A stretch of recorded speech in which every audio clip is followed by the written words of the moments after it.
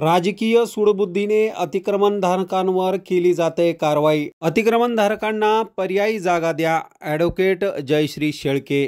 बुलढाणा व मोताळा शहरातील विविध भागात सुरू असलेल्या अतिक्रमण हटाव मोहिमेला थांबवून व्यावसायिकांचा सहानुभूतीपूर्वक विचार करण्यात यावा, यासाठी आज महाविकास आघाडीच्या नेत्या ॲडव्होकेट जयश्री शेळके यांच्या वतीने जिल्हाधिकारी यांना निवेदन देण्यात आले। बुलढाणा शहरातील मुख्य बाजारपेठेत मुबलक प्रमाणात मोकळ्या जागेचा अभाव आहे। त्यामुळे शहरातील विविध भागांमध्ये जवळपास मागील 40 वर्षापासून गरजू व्यावसायिक अतिक्रमणाच्या जागेवर आपला व्यवसाय करीत आहेत।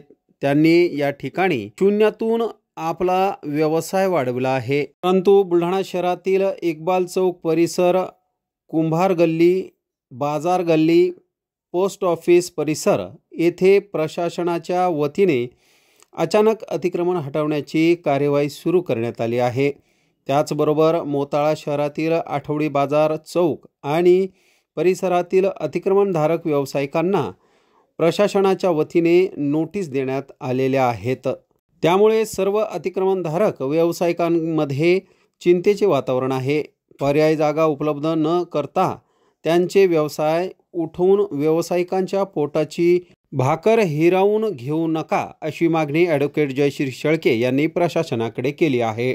निवेदन देतेवेळी राष्ट्रवादी काँग्रेस पार्टीचे कार्याध्यक्ष नरेश शेळके, राष्ट्रवादी शरदचंद्र पवार गट तालुकाध्यक्ष तुळशीराम काळे, शिवसेना उभाटाचे तालुकाध्यक्ष लखन गाडेकर, शिवसेनेचे शहराध्यक्ष दत्ता काकस, राष्ट्रवादीचे शहराध्यक्ष अनिल बावस्कर, आशिष बाबा खरात, एकनाथ कोरडे, जाकीर कुरेशी, सत्तार कुरेशी, अब्दुल कुरेशी, राहुल जमादार, अनिकेत गवळी, मोहम्मद सोफियान, सलीम पठान, सय्यद बिलाल डोंगरे, मोहम्मद साकिद, मोहम्मद इलियास, मोहम्मद शाकीर, नवेद हुसेन, इक्बाल अहमद खान यांच्यासह असंख्य पदाधिकारी व कार्यकर्ते यावेळी मोठ्या संख्येने सहभागी झाले होते। विविध विषयांच्या संदर्भामध्ये आज आम्ही या ठिकाणी माननीय जिल्हाधिकाऱ्यांची भेट घेतली। प्रामुख्याने पहिली त्यातली मागणी आहे की बुलढाणा आणि मोताळा शहरामध्ये अचानकपणे निवडणुकीच्या नंतर राजकीय सूडबुद्धीने अतिक्रमण काढण्याच्या संदर्भामध्ये कारवाई सुरू करण्यात आली आहे, ज्यामध्ये कुठल्याही प्रकारचं आधी पूर्वसूचना या अतिक्रमणधारकांना न देता